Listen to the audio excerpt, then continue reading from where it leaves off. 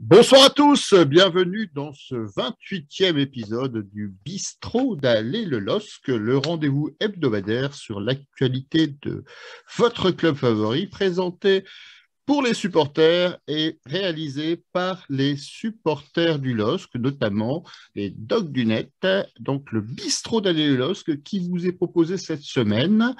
Alors, avec beaucoup de têtes que vous n'avez pas l'habitude de voir au bistrot, on va vous les présenter tout de suite. Avant tout, le sommaire. Donc, nous reviendrons dans un premier temps sur le match Lille-Bordeaux, le LOSC qui erre sans but malgré un coup de rouge. C'est comme ça qu'on a appelé cette première partie. Et en deuxième partie, nous développerons le prochain rendez-vous du club, donc Angers-Lille, l'Europe qui passe par une victoire impérative. Vous savez que ce rendez-vous du bistrot est diffusé en direct sur la page Facebook du bistrot d'Aille-le-LOSC et sur le groupe Facebook al.com et que vous pourrez retrouver cette émission en replay dans le courant de cette nuit sur notre chaîne YouTube à laquelle je vous invite une nouvelle fois à vous abonner. Alors, pour évoquer cette actualité des piliers du bistrot, je vais commencer par ceux que vous connaissez déjà. Avec nous ce soir, nous avons toujours Georges, notre supporter du Dunkerquois. Bonsoir, Georges. Bonsoir à toutes et tous. Nous avons également Julien des Dogs de Paris. Bonsoir, Julien. Bonsoir tout le monde. Nous avons Christophe, toujours en direct du Japon. Bonsoir, Christophe. Bonsoir à toutes et tous. Et nous avons un nouveau pilier, Michael. Michael, je te laisse te présenter. Bonjour d'abord. Bonsoir à tous. Michael Dumont, frère de Stéphane. Voilà, je suis l'émission depuis un moment et puis j'ai envoyé un petit message pour y participer. Voilà. Je rappelle que vous pouvez participer à l'émission, soit en direct sur les commentaires de la page Facebook ou du groupe Facebook, donc Allez le LOSC ou du Bistrot. Et bien sûr, si vous avez envie de participer, vous nous faites un petit message. Et puis, on vous invite dans notre turnover, finalement, pour évoquer tous ensemble l'actualité du club. C'est ouvert à tout le monde, en tout cas à tous les supporters du LOSC. Et enfin, vous voyez un visage que vous connaissez peut-être. On l'a déjà reçu au bistrot d'Aille le LOSC l'année dernière, donc on lui souhaite une nouvelle fois la bienvenue. Il s'agit de Stéphane Carpentier, journaliste à La Voix du Nord. Bonsoir Stéphane. Bonsoir François, bonsoir les dogs. Alors, merci d'avoir accepté notre invitation. Avec plaisir. Pour évoquer l'actualité du club que tu suis beaucoup pour La Voix du Nord. Hein. Tu es un correspondant régulier et j'ose pas dire quasi exclusif, mais en tout cas… C'est mon taf en fait. C'est quand même sympa. Mon boulot, c'est de suivre le LOSC, sauf pendant l'été où on m'envoie un peu sur le Tour de France cycliste. Mais sinon, mon boulot, c'est de suivre depuis la saison dernière, donc l'année du titre, c'est de vivre dans le sillage de l'actualité du LOSC. Alors, Stéphane, tu sais que si tu as déjà regardé le bistrot d'Aille le LOSC cette année, nous avons une tradition au bistrot, c'est qu'à chaque fois que nous recevons un invité, nous lui posons la question à la con. La question à la con, c'est simple, c'est une question stupide à laquelle tu n'es pas obligé de répondre. Hein, c'est pas… Mais ou à laquelle je peux donner une réponse à la con. Ou tu peux donner une réponse à la con, elle est la bienvenue. C'est recommandé. Alors, c'est tout simple, en fait. Ton boulot, on vient de le dire, c'est d'aller voir des matchs du LOSC, de passer du temps à Luchin avec le staff et les joueurs. C'est d'écrire, de réagir sur l'actualité du club. Est-ce que tu penses que tu fais un métier pénible et que tu pourras partir en retraite très tôt, ou au contraire, tu te prépares à devoir aller, quand tu auras 70 ou 80 ans, à Luchin avec un déambulateur ou des couches-culottes? Je pense que je fais un métier génial et qu'en plus de ça, je vais être à la retraite très tôt. Oh là là, le combo magique. Oh, merci de cette réponse. Alors, cette semaine, c'est une semaine spéciale. On a un invité et on a un nouveau pilier du bistrot. Donc, j'ai deux questions à la con. Alors, Michael, Oh, quelle joie! Michael, j'ai une question à la con qui va permettre finalement d'introduire la première partie de cette émission. Hatem Ben Arfa aurait déclaré que à Lille, on n'est pas à Guingamp. Alors, toi qui connais très bien forcément l'entraîneur de Guingamp, est-ce que tu ne crois pas que finalement, on devrait plutôt dire que c'est à Guingamp qu'on est un peu à Lille? Ça. Je pense qu'il n'a pas vu de match de Guingamp depuis longtemps parce que c'est de mieux en mieux là cette année. Donc, mais bon, a priori, il aura un peu de temps là maintenant, donc il pourra regarder un peu de match et nous dire quoi bientôt. Oui, alors, je ne sais pas si on lui demandera son avis, mais en tout cas, on en reparlera tout à l'heure. On ne sait jamais. Et ça nous permet de. Alors, avant de passer justement à Lille-Bordeaux, j'avais quelques petites questions qu'on nous a déjà posées sur le net et qui sont vraiment destinées plutôt à Stéphane. Alors, d'abord, c'est Kostner sur le site Aller le LOSC qui nous demande est-ce qu'il y a des directions, des coachs avec qui il est plus facile de bosser? En gros, est-ce que cette génération, finalement, Gourvenec, Létang, c'est une génération avec laquelle les contacts sont agréables? Dans l'ensemble, les contacts sont agréables. Après, dire que c'est facile de bosser, en fait, il y a tout un, comment dire, une mise en place qui se fait. On apprend à se connaître et puis après, nos interlocuteurs nous font confiance ou non. On va dire que Jocelyn Gourvenec, c'est quelqu'un avec qui c'est pas trop compliqué d'échanger, qui répond en général à nos sollicitations. Avec Olivier Létang, au début, c'était très compliqué. Ça l'est beaucoup moins parce que je pense que lui aussi, il a appris à nous connaître et donc on a su gagner quelque part sa confiance, quoi. Voilà.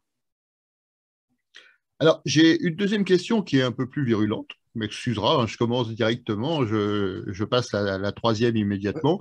Vas-y, envoie. Voilà, j'aime bien, ça me fait marrer.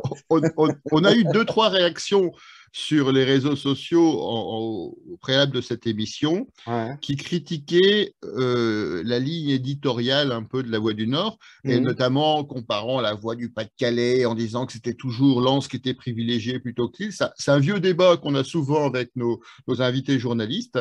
Qu'est-ce que tu peux répondre à ça, toi qui en plus est vraiment un exclusif lillois?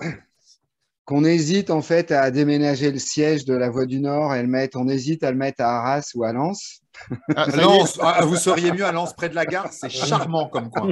Vous serez mieux que sur la Grand Place. La Grand Place, c'est surfait, c'est moche. Le problème, c'est qu'en fait, tous les employés du journal en fait sont contre et veulent rester à Lille parce que en fait, c'est un journal qui est sur la Grand Place à Lille et on est vachement fiers de travailler à Lille. Et moi, je suis vachement fier d'avoir mon bureau en plein centre-ville. Et tous les matins, c'est un vrai plaisir d'aller bosser à Lille parce que Lille, c'est ma ville. Après, tous les journalistes de La Voix du Nord ne sont pas à Lille parce qu'on a des antennes détachées. On a différents bureaux détachés. Mais La Voix du Nord, c'est un journal qui a été créé à Lille et c'est un journal lillois. Voilà, parce qu'on fait référence notamment par exemple, à la une de La Voix des Sports de lundi, où on avait une photo très grande finalement pour la défaite de Lens à Strasbourg et un tout petit encart finalement en une sur le match nul de Lille contre Bordeaux. Comment tu expliques ceci? C'est du marketing. Tu vas faire sauter le standard. Hein. C'est du marketing, ni plus ni moins. C'est-à-dire que et la plupart des journaux auraient eu la même logique, sauf si évidemment, si Lens était en national et en jouant le dimanche, il n'aurait pas fait la une. Mais comme le match de Lens était la veille de parution, en général, on privilégie j'ai envie de dire, à événement équivalent, on privilégie l'actualité la plus chaude pour faire la une parce que ça va déclencher plus vite l'acte d'achat, même si effectivement une de Lens va pas forcément provoquer l'acte d'achat chez les supporters de Lille. Et après, sans vous froisser, on vend un peu plus de journaux du côté de Lens qu'à Lille. Mais c'est pas pour ça qu'on fait des articles pro-lensois, quoi. On est objectif. Et puis donc c'est du marketing. Une sur une défaite de Lens, on a tout de suite envie d'acheter. Hein. Vous m'avez entendu ou pas? Ah, on t'a entendu, je ne sais pas, c'est...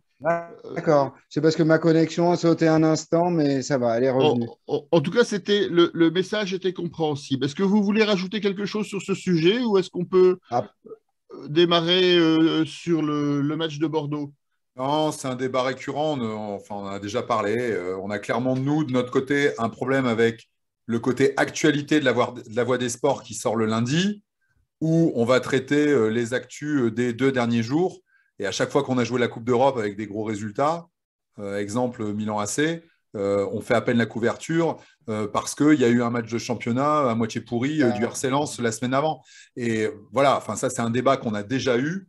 Pour nous, c'est anormal.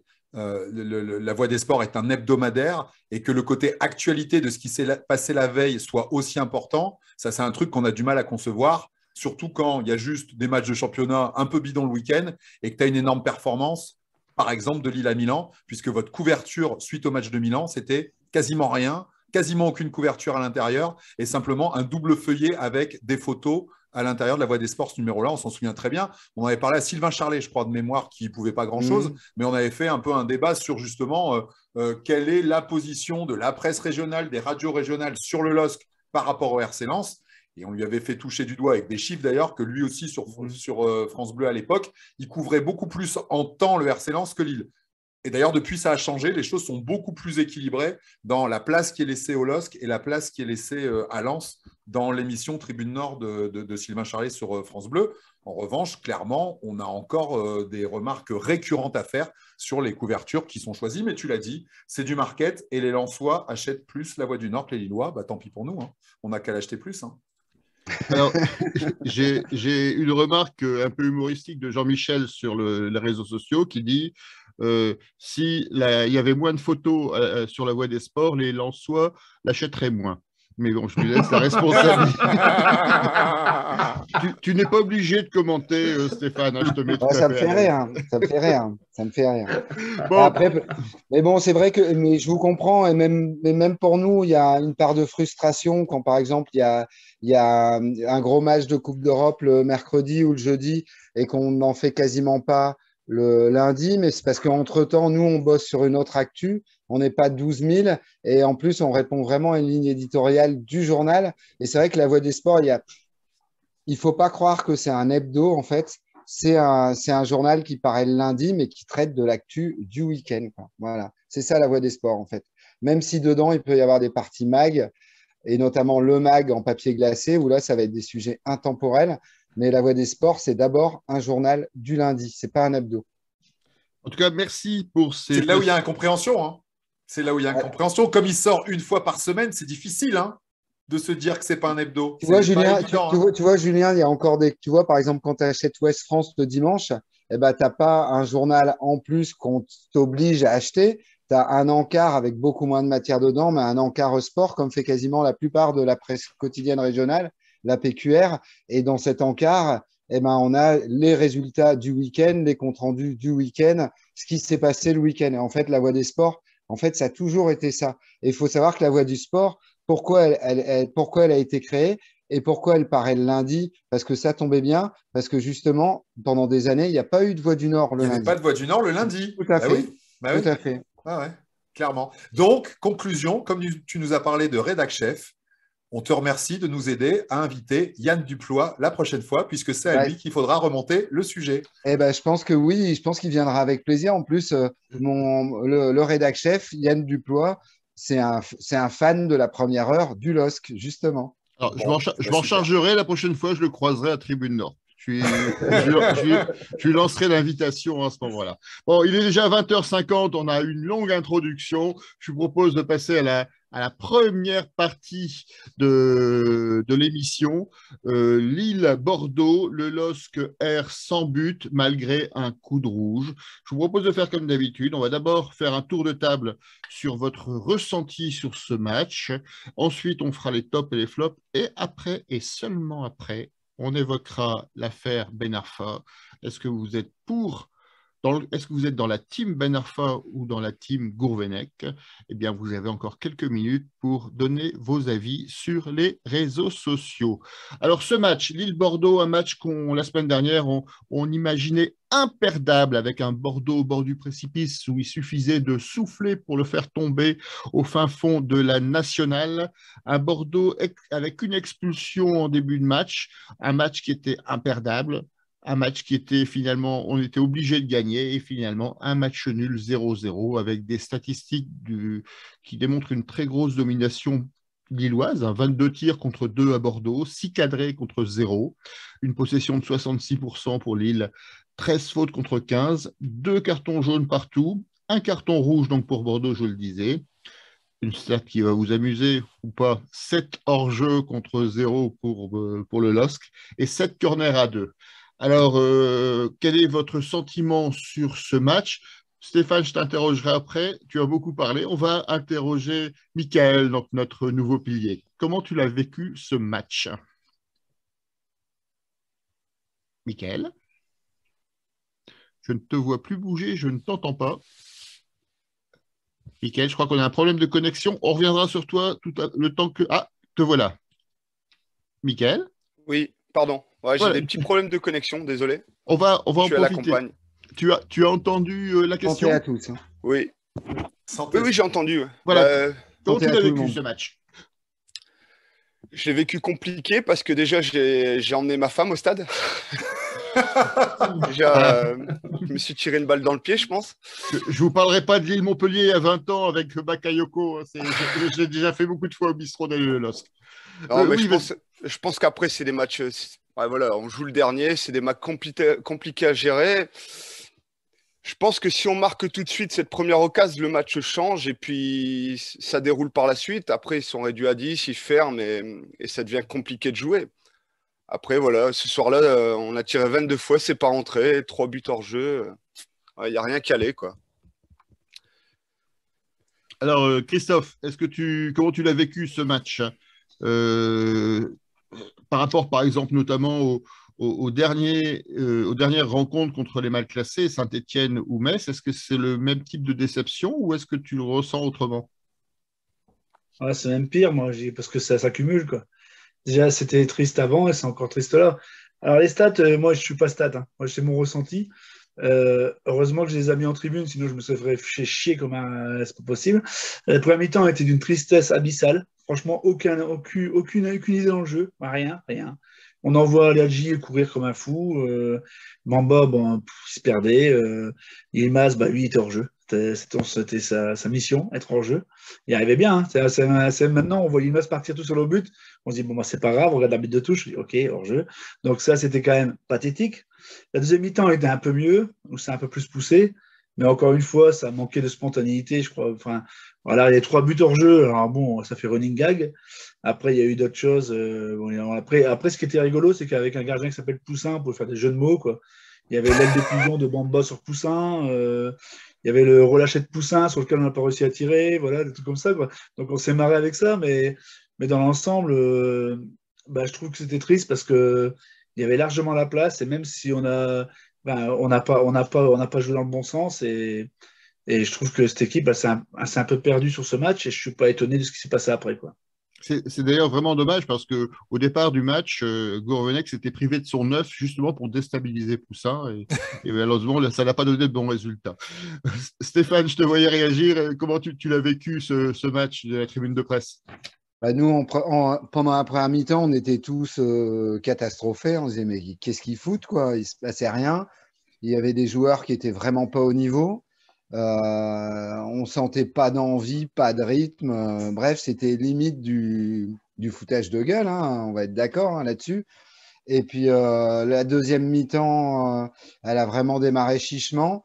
Et c'est vrai que dès lors que Gourvenec a fait ses changements, et notamment l'entrée de Zegrova, on a vu un peu un autre match.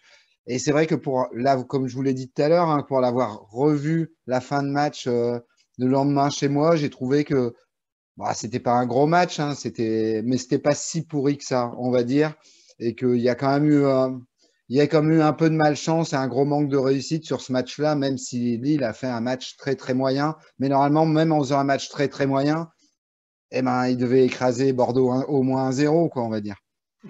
Donc, bon, ça laisse beaucoup de regrets. Et moi, j'ai très peur qu'à la fin, hein, d'ailleurs, j'avais commencé mon chapeau, c'est le papier de tête, comme on appelle ça dans notre jargon, en disant ce petit point, hein, ce point de prix, il va pas sauver Bordeaux, à mon avis, de la descente. Mais par contre, il peut bien foutre Lille dans la merde au moment du décompte final. Parce que s'il en manque un ou deux points, ça risque d'être sur ce match-là. Ouais. Julien, je te vois opiner du chef.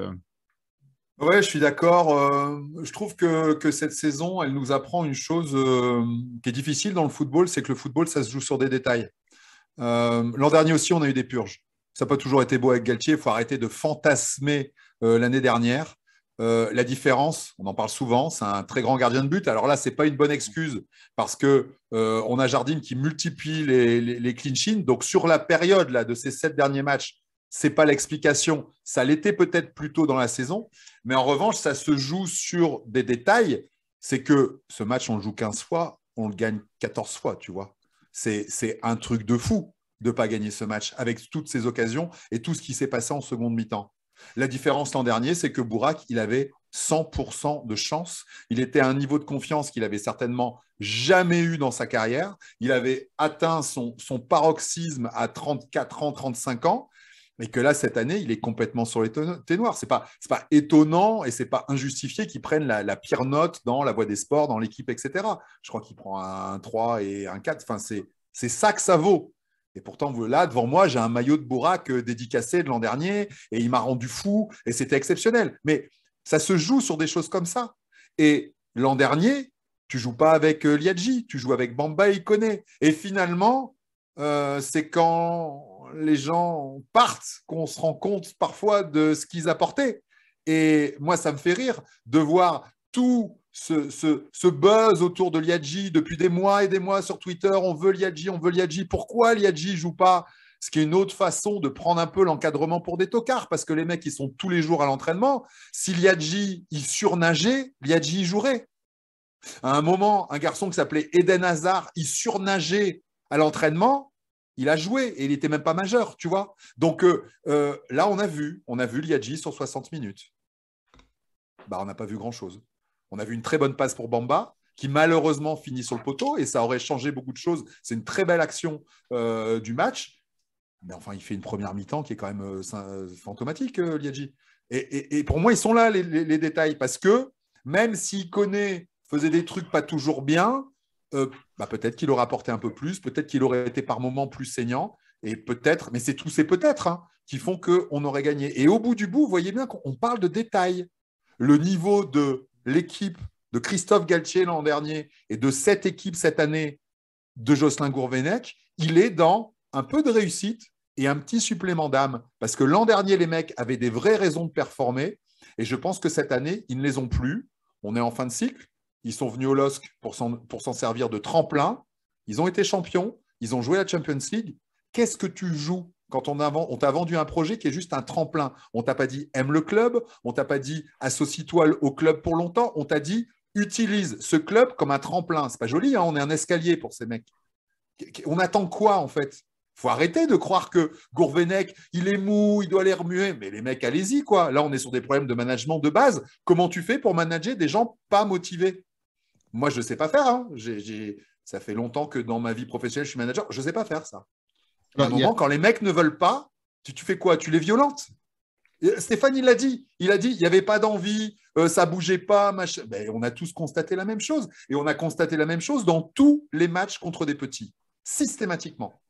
Et une deuxième chose, je vais citer mon papa, qui ne dit pas toujours que des bêtises, et qui vient d'écrire dans le chat, le carton rouge a fait reculer le bloc bordelais, le rendant ainsi imperméable. Et je pense que finalement, le carton rouge, il a été contre-productif. On a un groupe qui joue plutôt la transition. Il aurait fallu beaucoup plus les laisser venir pour pouvoir lancer nos ailes. Et là, pour le coup, on sait, Liadji est rapide, Bamba est rapide, et ça, on n'a pas pu le faire ou bien le faire. Et le carton rouge, pour le coup, ça nous a plutôt desservi parce qu'on est nul contre les blocs bas, mais je rappelle qu'on était déjà nul contre les blocs bas l'an dernier. C'était un sujet récurrent avec l'équipe de Galtier. C'est pour ça que j'insiste sur le fait que Moi, je trouve dur qu'on sac tout le temps Gourvenec comme ça. Il est censé motiver des mecs qui ne le sont pas. Et on voit bien qu'à chaque fois, ça joue sur des détails. Donc, voilà, une fois de plus, je défends Gourvenec. Je suis peut-être un des derniers à défendre Gourvenec parce qu'il s'est encore fait fracasser ce week-end. Mais sans déconner, si on parle, je ne suis pas compétent sur le sujet du foot, mais sur le management peut-être un peu plus. Moi, je n'arrive pas à un moment à motiver des mecs qui n'ont aucune envie et qui n'ont pas. Et tu n'as pas le ressort de thunes, tu n'as pas le ressort de projet, tu n'as pas le ressort de. Enfin, il y a des ressorts pour motiver des mecs. Là, je ne vois pas ce qu'il a en main, Gourvenec. Les gars, ils vont partir. Ils vont partir à Liverpool, à Newcastle, à Milan. Mais pourquoi ils laisseraient le club en Champions League? Pour quelle raison? Ils ont quoi comme raison de le faire? L'attachement à la ville. On leur a vendu un tremplin. Julien, je te félicite. Tu viens officiellement de battre le record de monologue détenu précédemment par Franco, notre ami de l'Atlético Madrid. Ouais, je suis en colère. J'en ai marre. Mais non, mais c'est dur de voir Gourvenec se faire tailler tout le temps comme ça. On y reviendra après tout à l'heure quand on évoquera le fameux débat entre la team Ben Arfa et la team Gourvenec. Alors, sur les réseaux sociaux, on voit d'autres commentaires, notamment Baptiste qui dit « Julien, ne rentre pas dans l'IAG, sinon j'arrive ». Donc, attention, la menace va être établie. Georges, puis après, je reviendrai sur Mickaël, qui n'a pas parlé beaucoup. Je voudrais avoir son avis sur la question que je vais poser maintenant. Georges, effectivement, on a une nouvelle, finalement, contre-performance, un nouveau 0-0 contre des mal classés. Les statistiques et le sentiment que j'ai au fond de moi, c'est que autant sur les 2 matchs précédents, on pouvait vraiment parler d'un problème d'animation offensive, autant là, il y a eu des occasions, il y a eu de l'animation, il y a eu des actions, même si elles ont mis du temps à venir. Là, est-ce que ce n'est pas un autre diagnostic, finalement, pour ce match contre Bordeaux? Alors, petit A, je pense quand même qu'en effet, ça vient dans la continuité de Purge face à d'autres équipes mal classées. Alors, comme Julien le disait, c'est vrai que l'année dernière aussi, on a assisté à des purges. Mais cette année, je crois que ça devient vraiment une généralisation. Parce qu'au bout du compte, j'ai refait le bilan des belles prestations, des prestations flamboyantes qu'on a eues cette année. Il y en a très peu, ou alors des bribes en raccourci. Et je vais revenir en particulier sur les 7 derniers matchs. En effet, il y a 7 clean sheets. Et pour mémoire, c'est 7 matchs où je me suis royalement emmerdé. Hormis une demi-heure contre Clermont où il y a eu du jeu. Alors encore une fois, moi, j'en suis pas à la question de qui est le coupable, mais on peut constater que de ce point de vue-là, et je trouve que le match de Bordeaux déroge assez peu à la règle. La seule différence qu'on sait avec Metz et Saint-Étienne, c'est que Metz avait posé un bus et fait un anti-jeu permanent. Les Bordelais ont eu au moins le mérite d'essayer de jouer. Ils ont fait avec leurs moyens, qui sont extrêmement faibles. Et pour mémoire, je pense que c'est une équipe qui n'a pas les moyens de poser un plus, parce que, si je ne me trompe pas, haute stat quand même qui nous met mal, c'est leur premier clean sheet de la saison, je pense. Ce qui en dit long quand même sur la perf. Et moi, surtout, plus qu'un manque de combativité, j'ai vu en première mi-temps régulièrement sur quelques occasions des attaquants qui se marchaient sur les pieds. Ça manquait de clarté, ça manquait de fluidité, une fois de plus.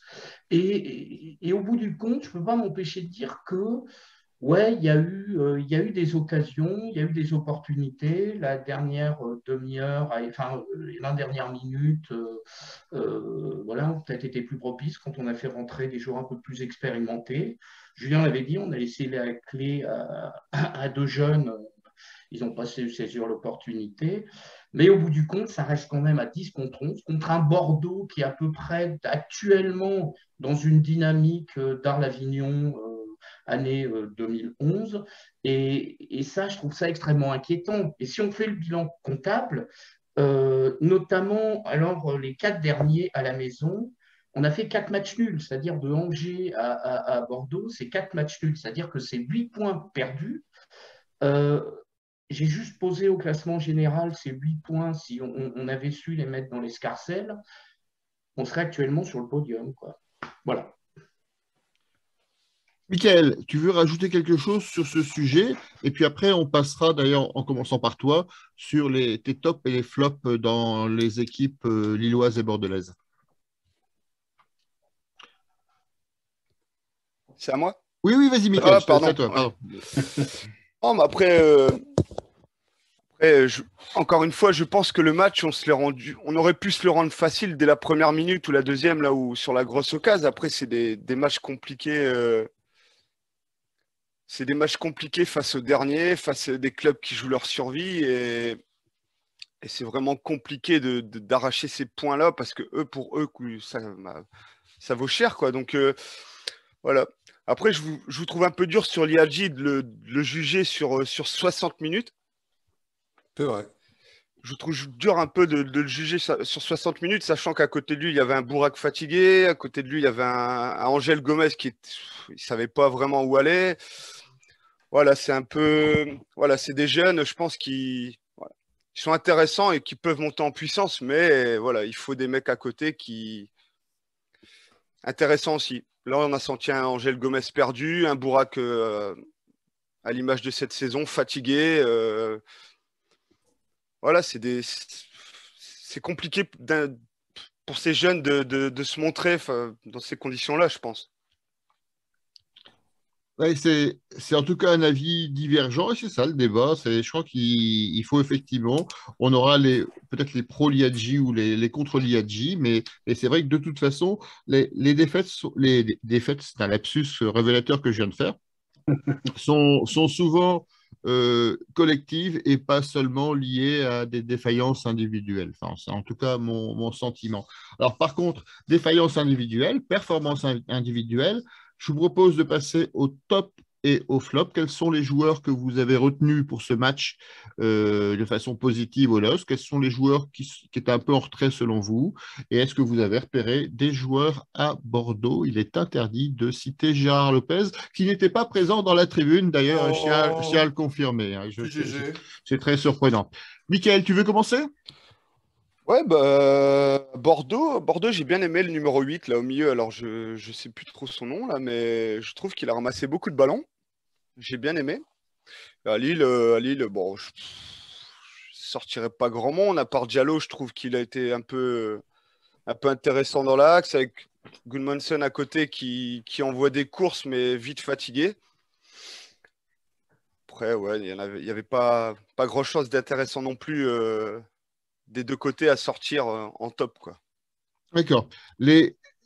Stéphane, vous avez noté les joueurs dans la Voie du Nord. Ouais. Quels sont les meilleurs joueurs selon vous? Ou quel est ton sentiment sur ces tops et ces flops, hein? Moi, à Lille, franchement, il y a un joueur que j'aime bien et depuis un moment parce que le gars, il joue à plein de postes différents et certes, oui, il a fait parfois des petites erreurs, mais moi, j'aime bien Thiago Diallo et je trouve que sur ce match-là, pour moi, c'était un des meilleurs, si ce n'est le meilleur. Et d'ailleurs, c'est pas un hasard si c'est lui qui a recadré le gars dont on reparlera dans la dernière partie de l'émission.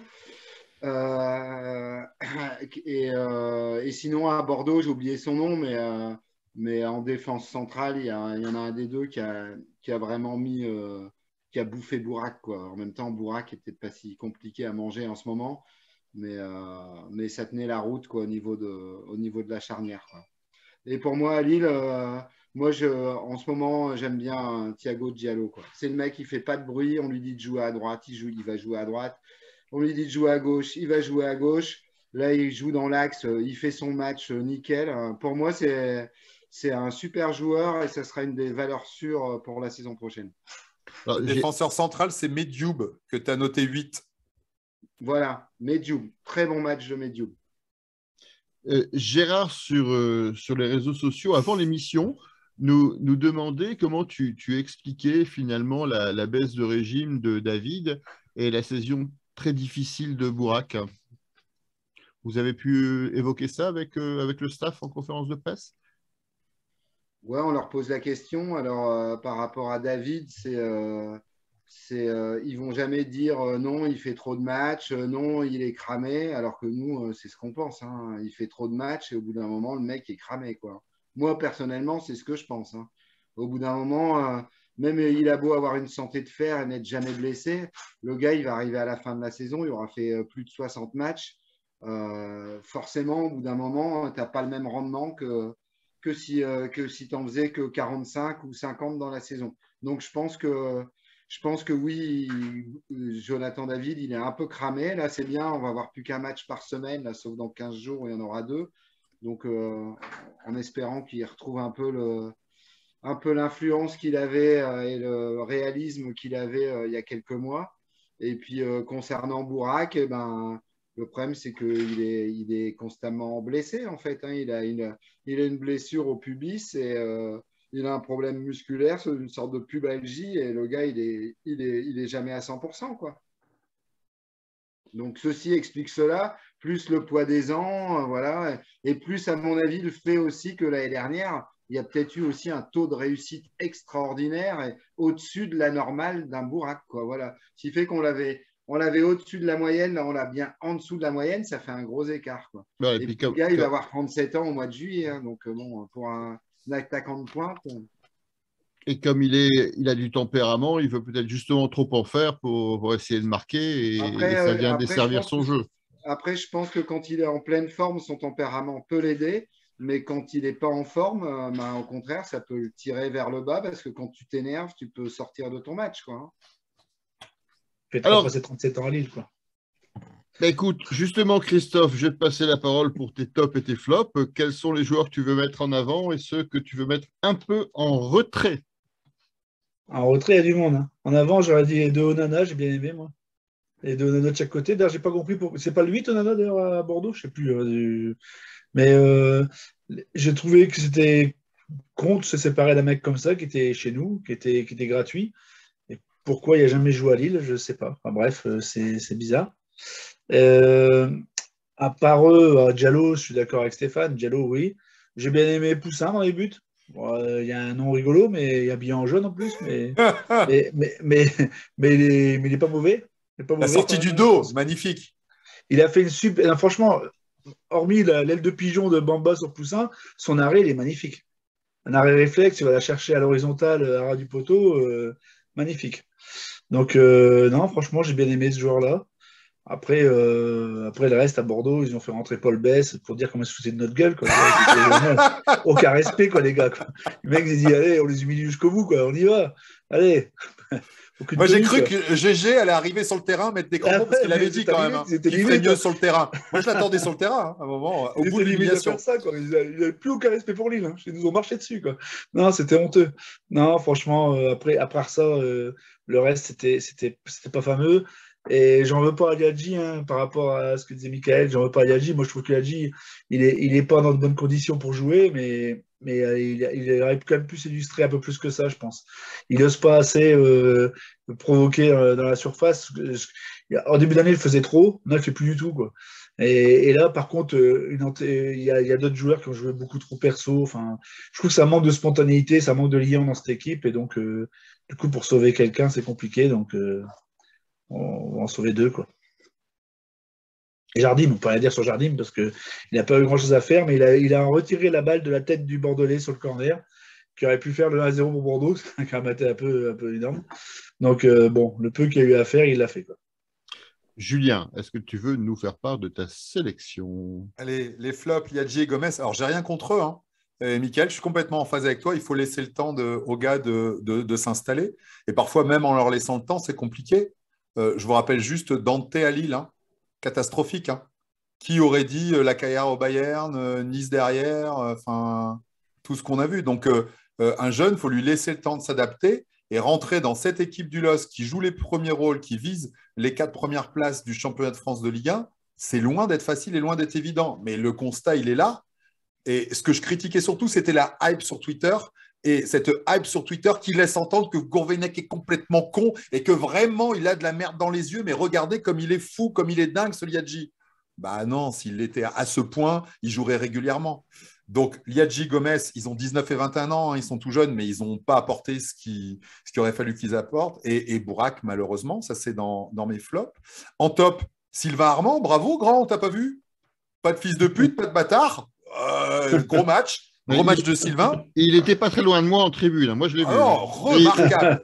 Et donc, vous voyez, bravo. J'ai pas de bleu. Bravo Sylvain. Peut-être un bon barbecue derrière avec les copains. Vraiment bravo. Grosse prestation. Et en top, Maignan, Soumaré, Iconé et Renildo. Juste pour dire qu'avec ces 4-là, je pense qu'on gagne le match l'an dernier et que quand on dit ça se joue sur des détails, Maignan, Soumaré, Ikoné, Renildo. Rappelons quand même que Ikoné et Renildo, ils sont partis là. Hein. Ils n'ont pas été remplacés qualitativement. Ils ont été remplacés numériquement, pas qualitativement. Et je suis très sérieux quand je dis ça. Je pense qu'avec ces 4-là, donc vous voyez, je reste sur ma marotte du début, hein, je suis constant, je pense qu'on gagnait ce match. C'est quand même un détail à 100 millions. Hein. Oui. Non, pas 100, tu rigoles. Maignan, Soumaré, Ikoné, Renildo? Non. Avec les rétroactions. Non, tu n'es pas à 50. Bon, là, on va... Stéphane, ça fait combien? Non. Non, moins de 50. Combien de Soumaré? On va mettre tout le monde d'accord, c'est un gros détail. Donc, un gros détail. Georges, est-ce que tu peux nous faire part de ta sélection et ensuite on abordera le débat du soir et je vous rappelle que vous pouvez réagir sur les réseaux sociaux. Georges. Alors, de manière générale, j'ai envie de dire que j'ai envie de mettre en avant les arrières et en retrait les attaquants. Vous voyez, si on devait généraliser le truc. Plus globalement, côté lillois, la charnière Diallo. Et ce qui est intéressant avec Diallo, c'est que ce n'est pas une première, ce n'est pas une révélation. Ça fait quelques matchs qui montent vraiment en puissance et qui s'annoncent, en effet, comme le disait Stéphane, comme le taulier de la saison à venir. Donc, Diallo. J'ai envie, pour le côté constant et classe, de garder quand même José Fonté, qui est venu en plus voir à la fin. Enfin, il a été, je sais pas, j'aimerais bien le voir une année de plus. Et même si son début de match a été très poussif, il est monté en puissance. Et c'est peut-être ce qui correspondait un petit peu au mieux du LOS, ça a été Onana, qui a, je trouve, fait une suite assez intéressante. Alors, pour les Bordelais, Poussin. D'ailleurs, j'espère que Deschamps va le sélectionner, lui faire jouer les 3 premiers matchs de la Coupe du Monde, parce que rien de tel qu'un Poussin pour sortir des poules. Ensuite. Bon. Laurent Ruquier, on te salue. Sort de score. Ensuite, moi, un gros coup de cœur au COP bordelais. Les mecs ont une équipe qui est dans le cercueil. On se dit, c'est cliniquement mort. Je m'étais dit, on va avoir un parcage visiteur vide. Et les mecs sont venus et ont mis une sacrée ambiance. Et je trouve que pour ça, c'est respectable. Je crois que c'est le débat qui avait été amorcé la semaine dernière avec Julien. Et en effet, malgré tout le mal qu'on peut souhaiter à Lopez, ce club de Bordeaux, rien que pour ça, j'ai pas envie de le voir mourir. Donc, gros respect aux supporters bordelais pour l'ambiance qu'ils ont su mettre dans la partie sud du parcage, alors que j'essaie d'imaginer quel état de dépression on était à l'époque de Bielsa, où c'était déjà moins pire quand même que ce que sont en train de vivre les Bordelais. Alors, je vous propose de passer il est 21h20, de passer à la dernière partie de ce Lille-Bordeaux avec le fait du match, ou plutôt le fait de l'après-match, à savoir la réaction finalement d'Hatem Ben Arfa dans les vestiaires et qui a déclenché cette affaire où on a d'un côté les pro-Ben Arfa et de l'autre côté les pro-Gourvenec finalement. Stéphane, est-ce que tu étais proche des vestiaires à ce moment-là? Est-ce que tu as entendu l'esclandre ou pas du tout? C'est impossible pour les journalistes d'entendre s'il y a une esclandre dans le vestiaire du LOSC parce qu'il est beaucoup trop loin de la zone où nous sommes confinés après les matchs. Non, les journalistes sont donc confinés après les matchs. Hein. Non, quelle vieille habitude.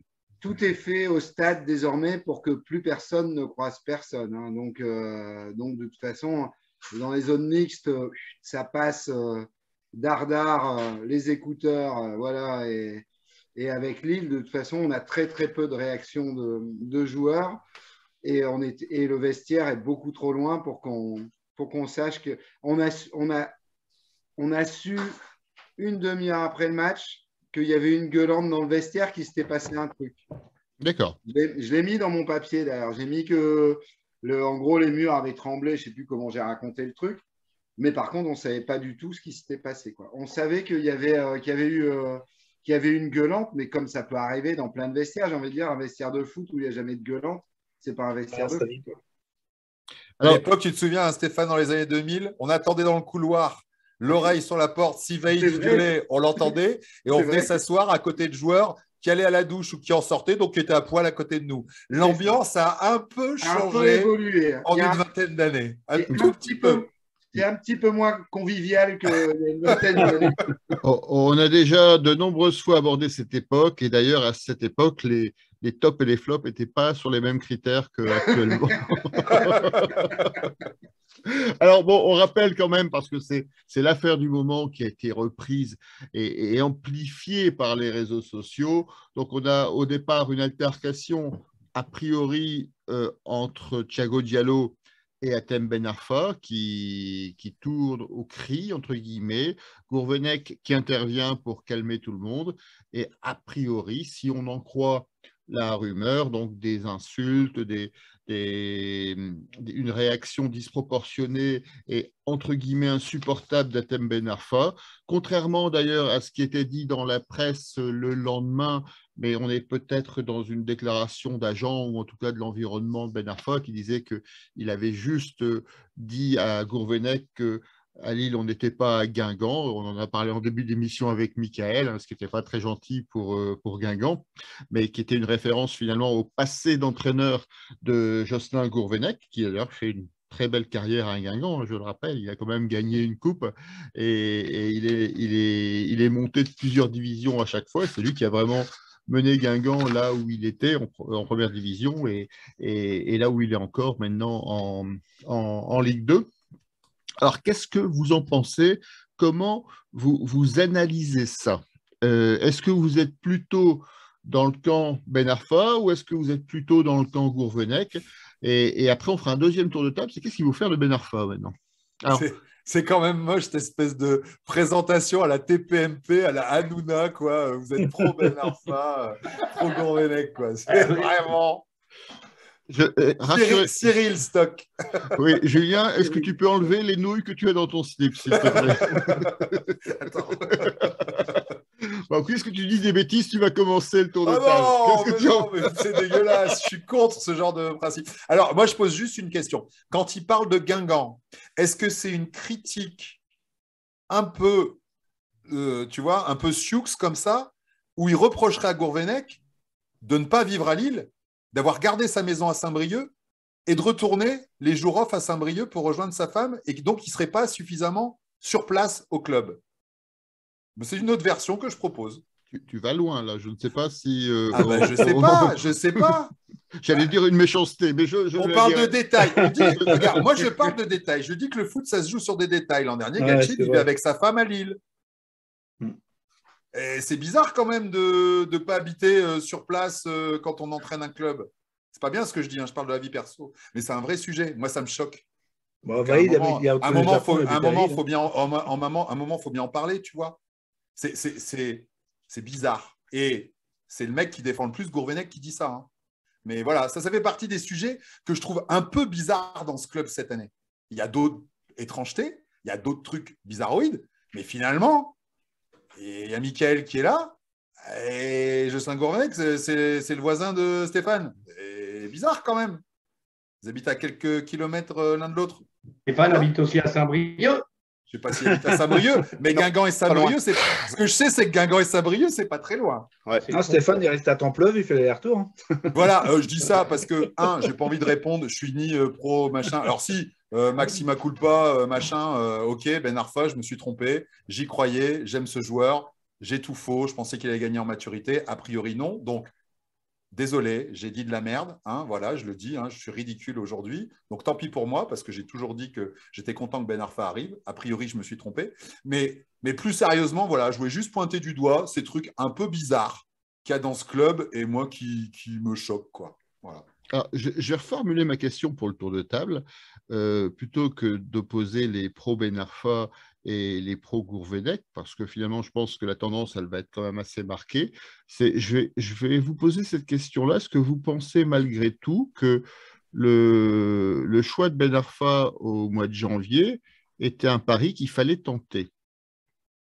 Alors, je vais passer la parole à Stéphane parce que tu as peut-être d'autres informations par rapport à ce que j'ai résumé sur les je dis, je dis pas ou l'état actuel finalement de la situation. Je pense qu'il y a un début de procédure administrative qui est en cours, ce qui Oui, laisserait temps. ouais, ouais, tout à fait. Là, il y a une procédure apparemment qui est lancée. Donc, de toute façon, je pense qu'on on verra plus, on verra plus Ben Arfa avec le maillot du LOSC. Et après, en ce qui concerne le fait, est-ce que c'était une bonne idée ou non, maintenant, c'est facile à dire. Ah ouais, c'est une mauvaise idée. Moi, je suis comme Julien. Moi, j'étais content de voir arriver un joueur de foot, un mec capable d'éliminer 3 ou 4 mecs, de marquer des buts de fou, de voir arriver un vrai joueur de foot au LOSC, ben, j'étais content. Et je me disais, le mec, il a 35 ans, il a peut-être pris du plomb dans la tête, et il vient là pour 3 mois, c'est pas pour faire le guignol. Et franchement, quand j'ai appris le lendemain que Ben Arfa, il y avait dérapé, là, je me suis dit, là, pour le coup, le mec, il est irrécupérable. Mais franchement, moi, je pensais aussi que je pense que c'était un pari pas idiot, quoi. L'étang, il l'avait eu à Rennes, ça avait bien marché. À Nice, ça avait bien marché. Pourquoi ça n'aurait pas marché à Lille, qui est un club, on va dire, entre guillemets, plutôt tranquille, où il n'y a pas tout le temps des caméras, des projecteurs braqués dessus à fond la caisse. Moi, je pensais sincèrement que ça pouvait le faire. Après, le problème de Ben Arfa, je pense, c'est que tout simplement, il n'a pas de niveau. Moi, je suis désolé, sur les matchs qu'on a vus, il y a plein de matchs qu'on a vus où concrètement, il apporte que dalle, où il ralentit le jeu. Même là, on l'a encore vu, hein. Qu'est-ce qu'il lui a reproché, Diallo, à la fin du match? C'est putain, mais lâche ton ballon, quoi. Arrête d'être individuel. Tu ralentis le jeu. Là où il fallait mettre du rythme, l'autre, il est là, il regarde à droite, à gauche, il donne pas sa balle. Ben voilà, quoi. Et donc finalement, que ce mec-là, maintenant, il ait pété un plomb et qu'il disparaisse de l'effectif lillois, pour moi, ce n'est pas une mauvaise nouvelle parce que finalement, il n'apportait rien. Voilà, Alors, est-ce à que mon avis. c'est ton avis tout à fait respectable. Et Michael, est-ce Oui. que tu es du même avis? Est-ce que pour toi, c'était une bonne idée de prendre Ben Arfa? Parce que c'était un pari qu'il fallait tenter. Et finalement, comment tu trouves l'impact qu'il a eu sur le jeu lillois depuis son arrivée? Bah, je suis un peu d'accord avec Stéphane. Non, moi personnellement, je ne l'aurais pas pris. Je ne l'aurais pas pris parce que Bernard Foy, c'est des joueurs talentueux mais ingérables. Après, ce qui s'est passé dans le vestiaire, ça aurait dû rester dans le vestiaire, ne pas sortir, des embrouilles. Je pense qu'il y en a plein entre joueurs, entre coachs, ça aurait pas dû sortir. Après, le Ben Arfa, voilà, c'était un joueur talentueux, mais ouais, il paye un peu son passé. Et justement, plutôt que de prendre des joueurs comme ça, pourquoi pas s'appuyer sur des Liadji qui ont le même pied gauche, ils peuvent percuter, plutôt que de prendre Ben Arfa. Je sais pas, je comprends pas vraiment les choix, mais bon. Ah, Ben Arfa, pour moi, je vous rejoins, c'était un pari. Est-ce qu'il fallait le tenter? 1000 fois oui. 1000 fois oui, parce qu'on n'avait rien à perdre. De toute façon, soit il était bon et pouvait, sur un coup d'éclat, nous sauver des matchs, peut-être nous permettre de faire un exploit contre Chelsea. À l'époque, c'est ce qu'on imaginait.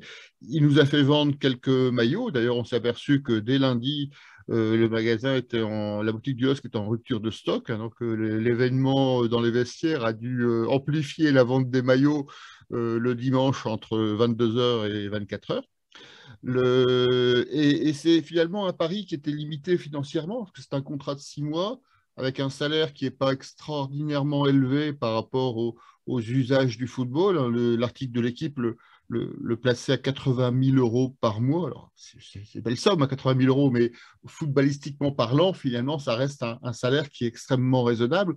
Donc, dans le pire des cas, si il apportait rien et qu'il créait un esclandre, comme apparemment ça s'est passé là. Ça ne coûtait pas beaucoup au LOSC. Donc, ce n'est pas un pari très risqué. Et un pari, par définition, ça ne se gagne pas systématiquement. Christophe, tu as un avis sur cette situation? Est-ce que tu l'aurais pris, toi, au mois de janvier? Ouais, le pari était tentable, surtout que je pense qu'ils l'ont pris pour être un peu comme 9,5 ou 10. On avait que Renato Sanchez, on dit ben, ça fait un deuxième parce qu'on n'avait pas trop d'autres possibilités. Donc on a essayé avec ça, mais et ça n'a pas marché. Ça aurait pu marcher, ça n'a pas marché. C'est tout. Moi je pas. Enfin, à la limite, après, quand je vois son entrée en jeu là contre Bordeaux où il marche sur le terrain, On a pour être en marche en ce moment, hein. C'est la campagne, on n'a pas le droit d'être pour quelqu'un ou un autre, hein. Donc, le mec, il marchait, il perd sa balle, tout le monde part en compte, il s'en branle, rien à foutre, il revient en trottinant moins vite que moi quand je marche. Non, mais sérieux, il a poussé loin le bouchon. Je comprends qu'il y a un mec qui a pété un boulot dans l'équipe. Par contre, je vais revenir sur le niveau de l'insulte, quoi. C'est-à-dire, le mec, il dit, on n'est pas un Guingamp ici, il se fait virer, quoi. Sérieux, c'est pas, il n'a pas insulté personne. Bon, on n'est pas un Guingamp ici, on peut se faire virer pour ça. Attention, c'est pas la version officielle, c'est la version, c'est un contre-feu qui a été certainement, allumé par l'entourage de Ben Arfa, qui a déclaré ça à RMC en disant, ouais, finalement, il n'y a que ça qui s'est passé. Et d'ailleurs, c'est peut-être pour moi la raison pour laquelle il faut être intransigeant avec Ben Arfa. Parce qu'en faisant croire finalement que c'était uniquement pour ça qu'il s'est fait foutre dehors du vestiaire et qu'il y a une mesure disciplinaire contre lui, ouais, ça sous-entend que Gourvenec est un incapable, entre guillemets, et qui réagit sur des imbécilités pareilles. J'attends avec impatience le jour où on saura peut-être vraiment ce qui s'est dit et les termes qui ont été employés. Mais c'est vraiment, pour moi, une question de responsabilité. Gourvenec, on l'a dit des dizaines et des centaines de fois ici, il est décrié depuis le début de saison, voire même avant le début de saison, par les supporters, par l'entourage, par les réseaux sociaux, pour des raisons que je ne partage pas non plus. Mais bon, c'est comme ça, c'est un fait. Et le fait finalement de faire cette déclaration en off à la presse pour essayer de se justifier d'une situation qui a éclaté comme ça malgré le silence habituel du vestiaire, je trouve que c'est quelque chose qui met en péril finalement la vie du groupe. Moi, ça m'embête, ça me rappelle Anelka Domenech. Je ne voudrais pas comparer Domenech à Gourvenec. Autant Anelka et Ben Arfa, ça peut coller dans le comportement, mais les deux autres, ça m'embêterait un peu. Et on ne sait toujours pas ce qui s'est dit, donc je pense qu'on ne le saura jamais. Et Non.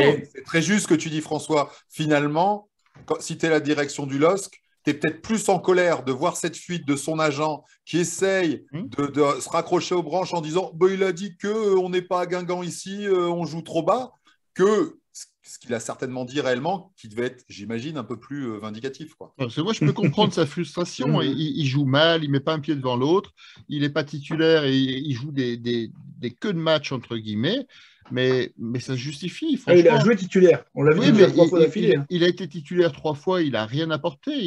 Il a joué par intermittence. Donc, je peux comprendre que sa frustration et finalement sa réaction, elle est même normale dans un vestiaire de football. Et moi, je me dis, si ça va jusque-là, c'est qu'il y a un moment, il a vraiment dépassé la ligne blanche. S'il a dépassé la ligne blanche, c'est au club de réagir.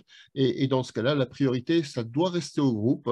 Et en tout cas, donc s'il y a des mesures à prendre, moi je les comprends tout à fait, mais en tout cas en l'état actuel de ce qu'on connaît, il nous est impossible, à mon avis, de se forger un avis ferme et définitif.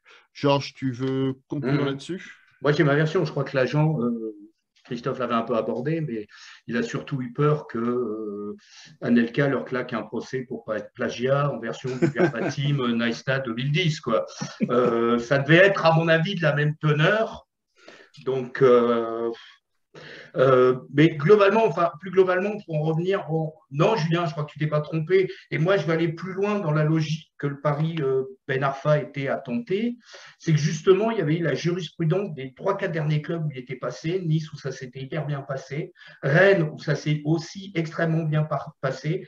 Paris, où il n'a pas joué et il n'a pas fait de vague. Donc, en termes d'état d'esprit, ça avait l'air plutôt pas mal. Et même à Bordeaux, il a un peu surnagé dans une équipe qui était en perdition. Donc, globalement, un mec qui coûte rien, un super talent technique, sachant que le LOSC est un petit peu ric-rac financièrement, donc pour faire venir Mbappé, il faudra attendre quelques saisons. À partir de là, je crois qu'il fallait tenter le coup. Il fallait vraiment tenter le coup. Et par contre, je trouve aussi que dans la gestion, on savait qu'il fallait maintenir une forme de vigie. Et au moindre incident de vestiaire, se dire là, on va couper cordon sanitaire, on va éviter qu'il pourrisse. Parce que par le passé, oui, en effet, à Marseille ou à Lyon, il a su pourrir des vestiaires plus d'une fois. Donc, très cohérent d'avoir essayé de le faire venir. Et je pense que si vraiment, en lien aux faits qui sont rapportés, il s'est passé quelque chose d'assez sérieux dans le vestiaire, je pense qu'il n'y a pas à tergiverser. Puis, au revoir, merci pour tout, quoi. Pour anecdote, quand bien même sur le côté bloc bas, ça peut s'entendre, hein, si c'est ce qui a été dit, ça peut s'entendre. Sauf que Moi, j'ai regardé ces deux matchs face je crois que c'était Saint-Étienne et Clermont, où ils jouaient 9,5. Hein. On avait invité un rôle de 9,5. Moi, pendant la moitié du match, j'ai eu l'impression de voir un 6, au mieux un box-to-box, tellement ça décrochait. Ce qui fait qu'il laissait sans arrêt David son solution. Et quand on avait une attaque à 2 avec Ben Arfa, c'est tous ces matchs, on ne s'est pas créé d'occasion. Et je voudrais revenir quand même sur le Pépère Bourak, parce que même quand il est mauvais, Bourak, on se procure des occasions. Il y a des hors-jeux, mais il y a des situations. Parce que même quand il est nul, même quand il manque de puissance, il continue à venir emmerder la défense adverse. Donc, le procès du bloc bas, je peux l'entendre, mais pas de Benzema sur ses dernières prestations. Ben Arfa. Oh là là. Benzema, ça serait bien. Benzema, s'il veut aussi, il n'y a pas de problème. Karim, si tu nous entends. Bon, en tout cas, pour le prochain mercato, Karim, Kylian, si vous voulez venir, vous êtes les bienvenus, mais il faudra réduire un peu vos prétentions financières. Même Jonathan Klaus. Personne n'a relevé, personne n'a entendu. On a eu un parasite là, dans les oreilles. Je vous propose, il est 21h38. Nous avons été très bavards sur l'île-Bordeaux, pardon. Je vous propose de passer au prochain rendez-vous du LOSC, Angers-Lille. L'Europe passe par une victoire. Je vais vous donner quelques stats que j'ose pas vous donner parce que elle risque de vous rendre optimiste et c'est toujours compliqué d'être optimiste en termes de prédiction. Angers a quand même sur les 9 derniers matchs 8 défaites, dont 7 consécutives. C'est une équipe qui était plutôt classée dans le ventre mou, première partie de classement en début de championnat, qui semble s'écrouler complètement depuis quelques semaines. Elle est 14e. Avec 32 points, c'est-à-dire à 5 points du barragiste. C'est le premier du groupe Eto, c'est-à-dire que 32 points, ensuite celui d'avant à 37 points. Donc c'est le premier club du groupe qui reste concerné par la descente. Donc 8 victoires, 8 nuls, 14 défaites, un goal average de -10. Nous allons à Angers. A priori, en tout cas, nous avons, si on regarde le classement, de fortes chances d'être optimiste. Qu'est-ce que vous en pensez, Stéphane? On va commencer par toi. Comment tu le sens, ce match à Angers? Un vrai match piège parce qu'il y a quand même une donnée importante, François, dans tout ce que tu as dit. Certes, Angers a perdu 8 ou 7 ou 8 de ses derniers matchs, mais ils viennent d'enlever Petkovic qui était dans leur but. Et tant qu'il y avait Petkovic, il suffisait de tirer au but et en marquer. On a un clone à lui. Hein. Oui. J'attendais que quelqu'un se manifeste pour faire la remarque. Donc, je ne sais pas ce que ça va. Je pense que le nouveau gardien qu'ils ont mis dans les buts, ça ne peut pas être aussi catastrophique. Ça doit donner un peu confiance dans l'équipe. Et Angers, il y a quand même des mecs, des mecs qui savent jouer au ballon dans cette équipe, comme Fulgini ou Bouffal, on est bien placé pour le savoir. Et donc, pour moi, c'est vraiment le match piège par excellence, parce que de toute façon, si Lille déchire là-bas, ce sera mort, quoi. On n'aura plus que les yeux pour pleurer, les gars. Ça sera mort. Et je pense que c'est un vrai match piège, parce que finalement, Angers, ils ont pas tant le couteau sous la gorge que ça. Et je ne suis pas super optimiste pour ce match, mais j'espère me tromper. Surtout qu'on sort finalement d'un match de merde, hein, concrètement, qu'il y a eu l'histoire Ben Arfa qu'il va falloir digérer. Bref, si Lille gagne dimanche à Angers, là, au contraire, je vous dirai à tous, ça sent vraiment bon. Et la semaine d'après, Lille va bouffer Lens hors du derby et tout. Mais c'est vraiment le match dangereux, quoi. Voilà. Après, je ne vais pas te donner un pronostic. Hein. Normalement, à l'extérieur, Lille est meilleur qu'à domicile. Donc, normalement, le tarif, c'est 0-1. Normalement, le tarif, c'est 0-1. Et 0-0 à la maison. C'est 0-1. Et puis, il faut que les attaquants adverses continuent à viser les poteaux de Jardim, quoi, parce que ça aussi, ça compte. Quoi. Alors, justement, ça compte pas. Oui, ça compte pas. Michael, qu'est-ce que tu penses de ce match? Alors, la dernière prestation d'Angers, c'était à Lyon. Ils ont perdu 3-2. Mais avec des stats qui sont quand même intéressantes. Hein. Lyon avait tiré 15 fois, Angers 7, avec 5 tirs cadrés pour Lyon et 4 pour Angers. Alors par contre, en regardant, je n'ai pas vu tout le match, hein, je dois avouer, j'ai vu le résumé, les buts sont vraiment liés à des erreurs défensives d'un côté comme de l'autre. Donc, a priori, Angers a plutôt un potentiel offensif, mais quelques largesses défensives, même s'ils ont effectivement changé de gardien. Mickaël, tu en penses quoi? Qu'est-ce que tu en attends du match? Ça peut être un match piège, mais ça peut aussi être un match intéressant, parce qu'Angers, je pense que chez eux, jouent, n'ont pas peur de jouer. Et pour nous, ça peut être intéressant d'avoir des espaces. Après, ce qui va nous faire du bien, c'est cette semaine de repos là pour les Renato, pour les David, pour pouvoir enchaîner, quoi. Parce que là, tout à l'heure, on parlait qu'ils étaient fatigués, David, dans le transparent un peu devant, mais il revenait d'un voyage où il a voyagé en sélection. Donc, pour eux, c'est pas évident. Mais je pense que voilà, cette semaine va nous faire du bien. Et si Angers continue sur ses principes de jeu, qui vont tout le temps vers l'avant, avec justement les Bouffal, Fujini qui défendent pas tout le temps, ça peut être intéressant pour nous. Ça peut être intéressant pour nous. Christophe, ce match à Angers, un match piège ou une opportunité qu'il ne faut absolument pas rater pour toujours croire à l'Europe? Alors, déjà, est-ce qu'il faut croire à l'Europe? Je ne sais pas, mais ça, c'est un autre problème. On terminera par cette question dans le tour de table. mais parce qu'on voilà, on les voit plus à domicile, donc forcément, on a du mal à y croire. Non, mais franchement, j'ai vu un peu de Angers-Lyon, enfin de Lyon-Angers. Et en effet, c'est vrai que Angers, ils ont un jeu pas mal, quoi. C'est assez séduisant. Par contre, derrière, Thomas est blessé. J'espère qu'il est encore blessé pour notre match. Et il y en avait un autre blessé, je ne sais plus comment il s'appelait. Mais Thomas blessé, c'est bien parce que c'est quand même lui qui tient la défense d'Angers. On se rappelle l'année passée, il nous avait marqué 2 buts chez nous, je crois. Donc, il ne fait pas que défendre. Donc, s'il peut encore être blessé un peu, c'est très bien. Ça nous aidera beaucoup. Je suis assez d'accord avec Mickaël. C'est vrai que ça nous va des équipes qui jouent, quoi. Parce que si on peut faire de la transition, ben, c'est là qu'on est plus à l'aise. Et puis, et comme tu disais, François, leur défense, enfin, encore une fois, hein, sans Thomas, elle est un peu friable. Et vu qu'on aime bien récupérer des ballons super hauts pour aller faire le danger, je pense que c'est un match qui est clairement à notre portée, quoi. Julien, est-ce que tu partages cet optimisme? Un peu surpris parce que pour moi, Dominique Thomas, il a 59 ans, il a joué au LOSC il y a bien longtemps. Je ne pensais pas qu'il joue encore au foot. Donc, voilà, bon, ça c'est Mon un détail. monsieur. C'est une blague. Baptiste me dit qu'il t'a pas compris. Voilà, c'est une blague. Des fin 80, début 90. Il faut être un peu âgé pour la maîtriser. Non, je pense qu'en effet, à la maison, Angers fait le jeu et Angers perd beaucoup. Donc, c'est pas une bonne idée. Donc, est-ce que Gérald Batic il va décider de changer son fusil d'épaule pour ce match? J'en sais rien. En tout cas, tout laisse à penser que c'est une équipe qui ne sait pas défendre. Et les équipes qui ne savent pas défendre, c'est les équipes contre lesquelles on joue le mieux parce qu'elles jouent l'attaque, on a des boulevards et derrière, on marque. Donc, écoute, si ça se passe normalement et sur nos qualités, c'est un match qu'on doit gagner, peut-être même gagner facilement, quoi. C'est ce à quoi j'ai envie de croire.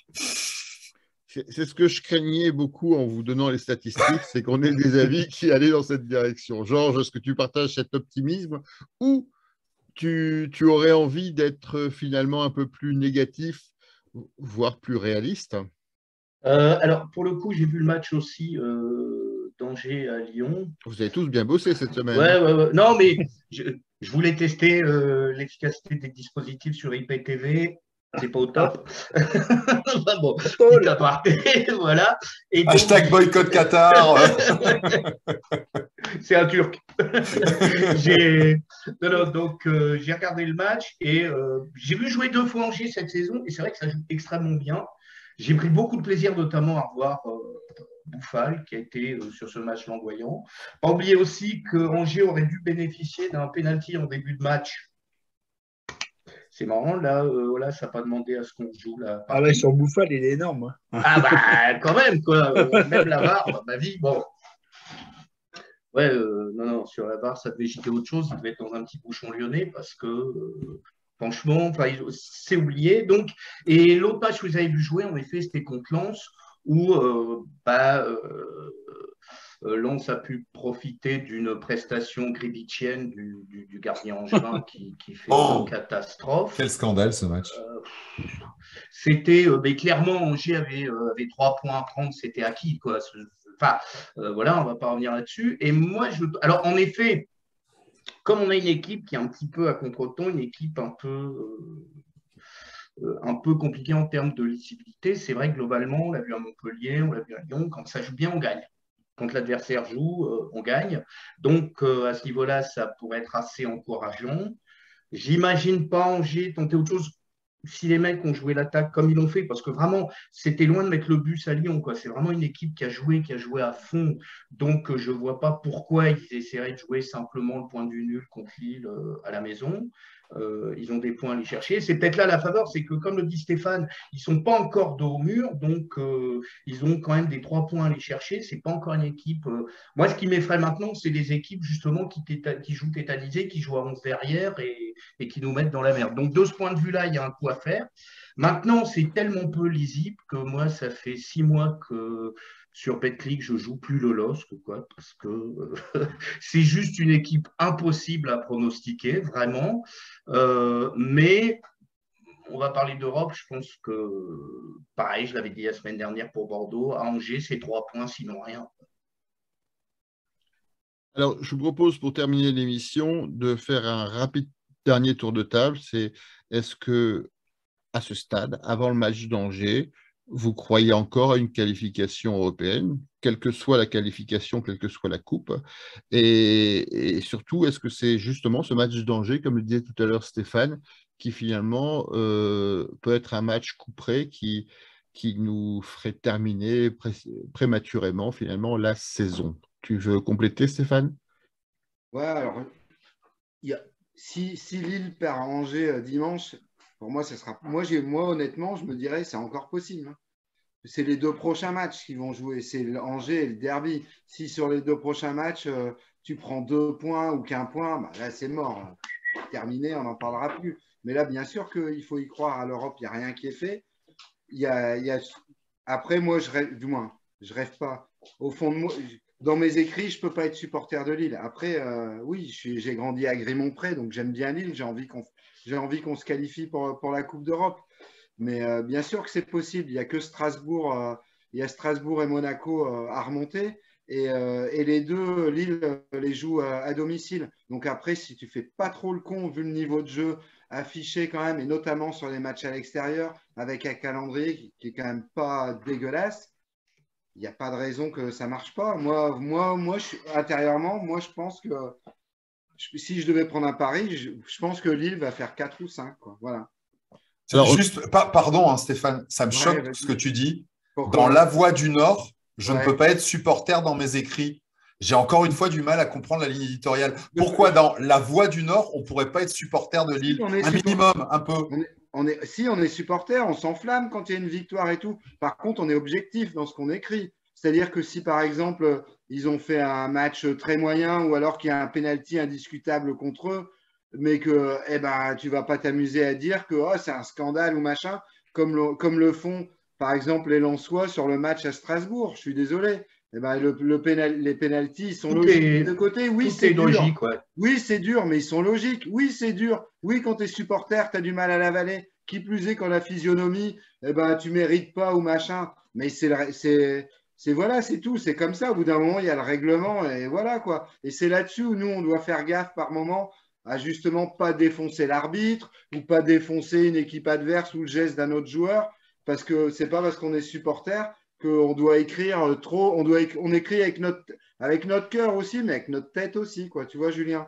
D'accord, donc tu es supporter dans le sens où tu y crois toujours et tu vas écrire qu'il reste des points à prendre, c'est encore possible, etc. Mais tu as un devoir d'objectivité dans tes écrits. Et pour moi, on verra toujours que je suis quand même supporter de Lille dans mes écrits parce que moi, je veux faire passer de l'émotion quoi, quand je raconte un match, quoi. C'est ça qui compte. D'ailleurs, au bistrot de LOSC, on a aussi… Que Lille perde ou qu'il gagne ou qu'il fasse match nul, que ce soit pourri ou magnifique, il y a toujours… Moi, ça me crée une émotion, quoi. Quand le match est pourri, je suis dégoûté. Je me dis, merde, qu'est-ce que je vais pouvoir écrire? Et voilà, quoi, tu vois, C'est comme, mais en même temps, je peux pas écrire n'importe quoi. Je peux pas dire, oh putain, ils ont fait un match de merde, quoi. Tu comprends, quoi. Ouais, bien sûr, bien sûr, bien sûr. Ils ont marqué 3 buts, il n'y avait jamais d'hors-jeu. C'est quoi cette Alors, histoire?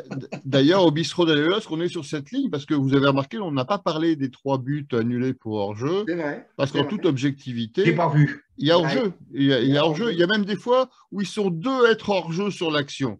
Tout à Donc, fait. Ça s'en fout, ça. T'as vu, François. oui, mais bon, il y a aucun. Moi, j'ai revu les buts sur le résumé du match. Enfin, les buts, les occasions finalement ratées, enfin, les buts annulés. Et il n'y a pas débat pour moi. Onana. Ouais, c'est pas Ah, grand-chose. Pas loin. Mais il est devant et c'est pas Ouais, infamant il y a juste qu'on assez, siffle ouais. hors-jeu là-dessus. Mais il paraît qu'en plus, au niveau des hors-jeux cette année, avec Bourak, la Ligue pensait remplacer le juge de touche qui nous respecte par un chef de gare, quoi. Alors, on a des réactions sur les réseaux sociaux et notamment de notre monsieur Big Data préféré hein, qui déborde d'imagination. Donc lui, bien sûr, on y croit parce qu'il rappelle qu'on a notamment 3 derniers matchs contre des concurrents directs. Hein. On a parlé de Strasbourg, mais il y a aussi Monaco, Nice et Rennes. Donc il y a des points à prendre sur cette fin de championnat où Lille est généralement plutôt efficace. Il revient également sur le match d'Angers où là, par contre, il ne le sent pas très bien. Il sent que la série de clean sheet va s'arrêter là. Et il revient sur Thomas en disant que, en fait, Evelyne Thomas n'était plus à Angers. Elle était encore sur C'est mon choix. Donc, il est dans la ligne de Très tout bon, à l'heure. très bon. Evelyne Thomas, très bon. Voilà, donc je ne voulais pas rater ce petit rappel. Très fort. Michael, est-ce que tu y crois encore? Oui, j'y crois encore. Hein. J'y crois encore. Après, tout dépend du résultat qu'on va faire à Angers, mais surtout du résultat qu'on va faire chez nous dans le derby, quoi. C'est ça qui va, entre guillemets, sauver la saison, quoi. Parce que si perdre 2 fois le derby cette année, je pense que les supporters le vivraient mal, je pense. 3 fois, Et moi, le premier. si on compte la Coupe de La France. coupe. Ouais, avec le On a pas Covid, on l'a perdu. pas compté celui-là. On n'a pas perdu, c'est les pénalty. Voilà. Ouais, et puis on avait cette Covid. Hein. J'allais Ouais. dire, il y a un match nul contre notre équipe réserve. Hein, faut pas non plus.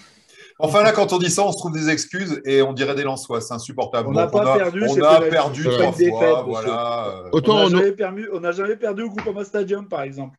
autant On on a aurait perdu une fois au penalty, mais on n'a jamais perdu. Autant on aurait pu postuler pour un poste à la Voix du Nord avec notre analyse des buts refusés, autant là on vient perdre toute crédibilité, hein, Stéphane. Non. Contrairement aux Lensois, nos excuses à nous sont bonnes. C'est pas une Bon, en tout défaite, cas, hein, et c'est attention des stats. Lensois qui ont pris beaucoup de place, qui font beaucoup les malins parce qu'ils ont des places dans les tribunes lilloises, au milieu des Lillois. Il y a quand même un arrêté préfectoral, donc vous allez rentrer dans le stade. Mais les gars, jouez la profil bas parce que ça pourrait partir quand même, quoi. C'est tendu, hein, cette histoire. Attention. Hein. On y reviendra la semaine prochaine avec un bistrot spécial derby avec un invité qui sera Olivier Brochard, qui est le co-auteur du livre L'histoire des derbies. Donc, on aura tout le temps d'en reparler très prochainement, donc la semaine prochaine. Si c'est les chaussures, c'est toi le spécialiste des derbies, François. C'est pas faux. Christophe, est-ce que tu... Mais je crois que Michael n'a pas fini. Hein. Si J'y crois encore, mais tout dépend des résultats à venir. Là. Les matchs contre Strasbourg, tout ça, ça va compter double, je pense. Christophe, est-ce que tu veux nous faire part de ton sentiment sur cette course à l'Europe? Moi, je vous avoue que j'y crois moyennement. Hein. Franchement, quand je vois les derniers matchs, je me dis ça chacun un fil parce qu'on a 7 clean sheets qui viennent de l'espace parce que c'est vrai qu'on n'a quand même pas très bien joué, quoi. Et je pense que ça se joue à rien, en fait. Ça se joue à rien dans la mesure où, comme le disait très bien Julien, au niveau du management, il n'y a pas trop de choses à tirer, pas trop de cordes à tirer, on ne sait pas bien où tirer.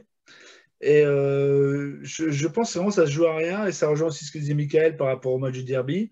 On a 2 matchs là, qui sont des matchs charnières. Je veux dire, si on les loupe, on va finir, ça va être dégueulasse jusqu'à la fin de l'année. Si ça se passe pas trop mal, ça peut être intéressant.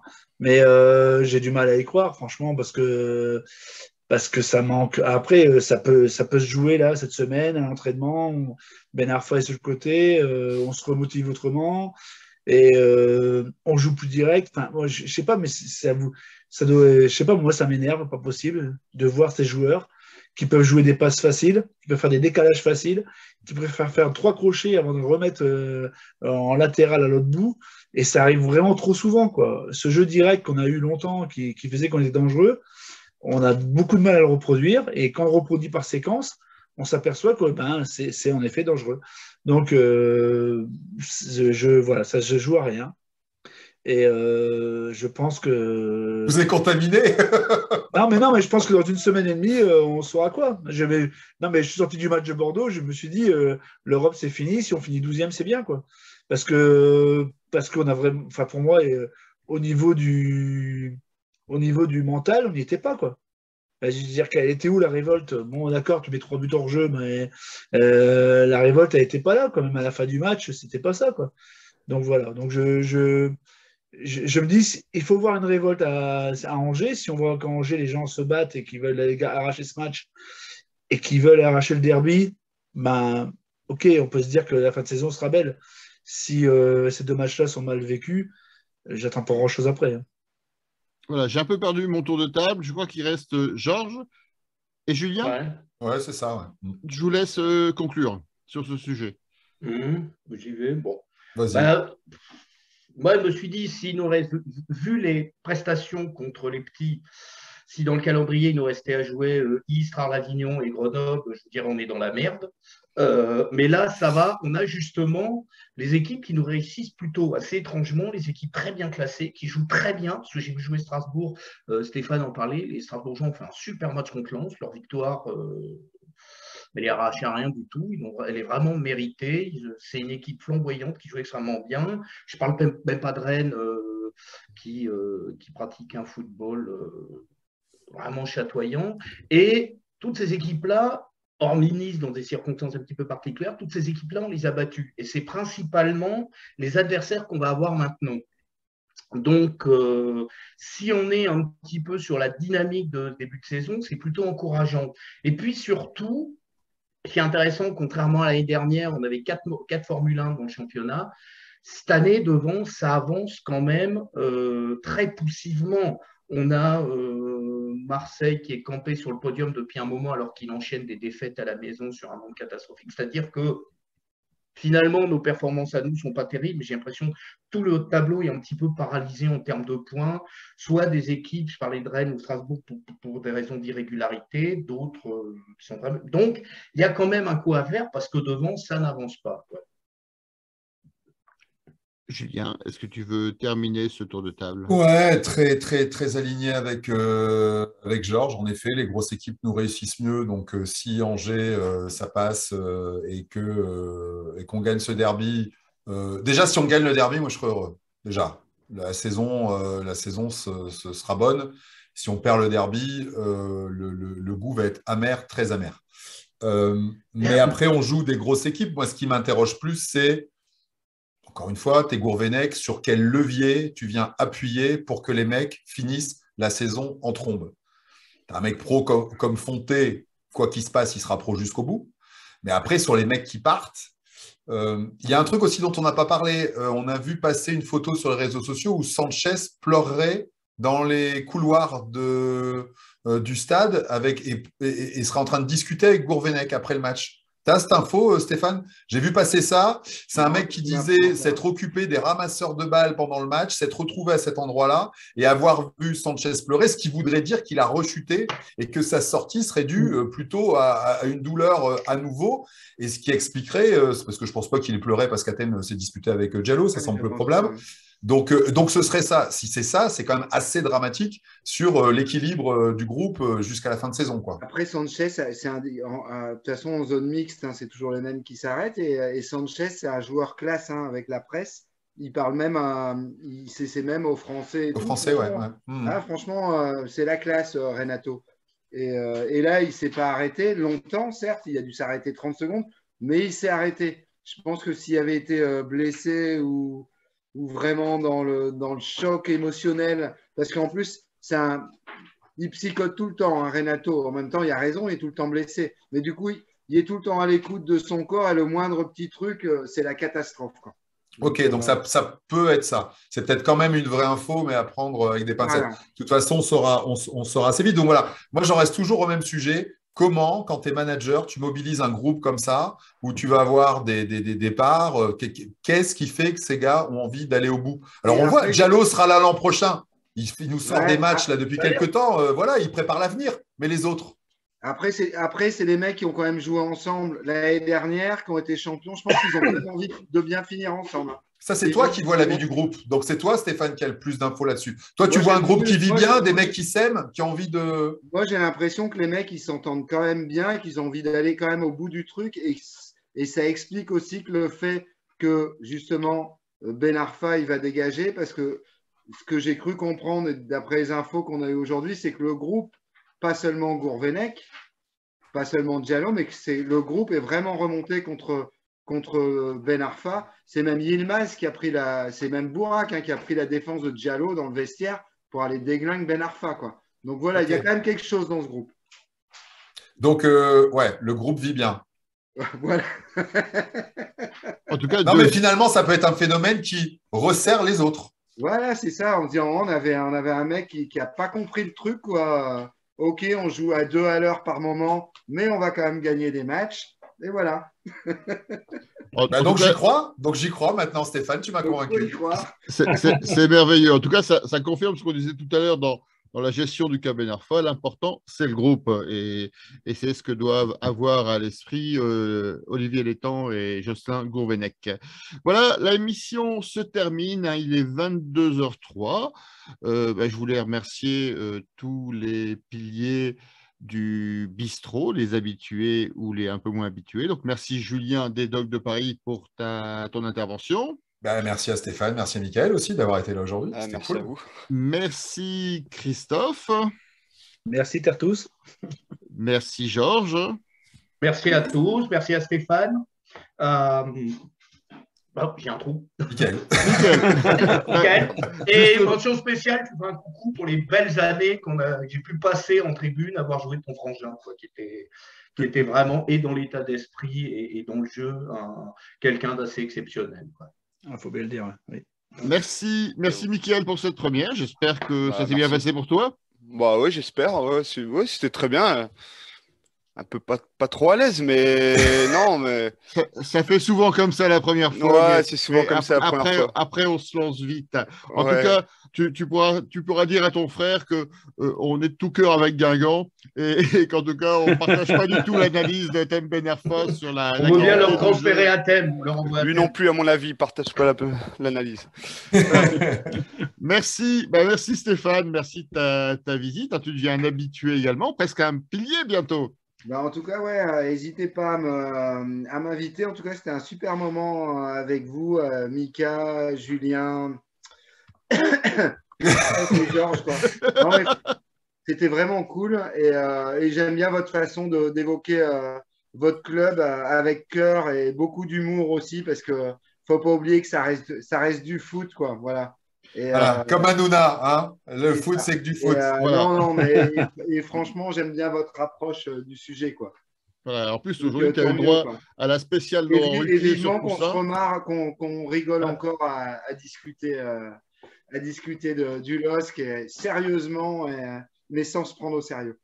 C'est exactement la définition du bistrot d'Allélos. Alors, je voulais remercier bien évidemment tous les personnes qui ont suivi le bistrot d'Allélos, que vous étiez très nombreux. On a eu un nombre de viewers qui était beaucoup plus important de façon instantanée.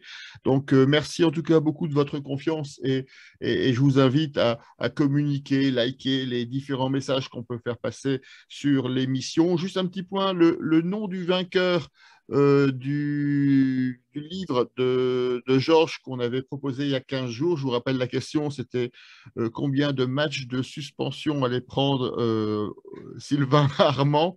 On le donnera en tout début d'émission la semaine prochaine. Je vous avoue que j'ai un peu oublié de faire les petits calculs et de retrouver l'historique dans les commentaires. Donc, on en reparlera la semaine prochaine en toute transparence. Merci donc à tous les auditeurs. N'hésitez pas à liker, à partager sur les réseaux sociaux et à vous abonner à notre chaîne YouTube pour voir tous les replays. Je vous souhaite une très bonne semaine avec ce rendez-vous contre Angers et bien sûr, comme chaque semaine, on va conclure par un... Allez voter. Allez, le Pardon, allez voter. Allez voter et allez le LOSC surtout. À bientôt. Au revoir. Bye. Au revoir. Ciao. Bonne soirée.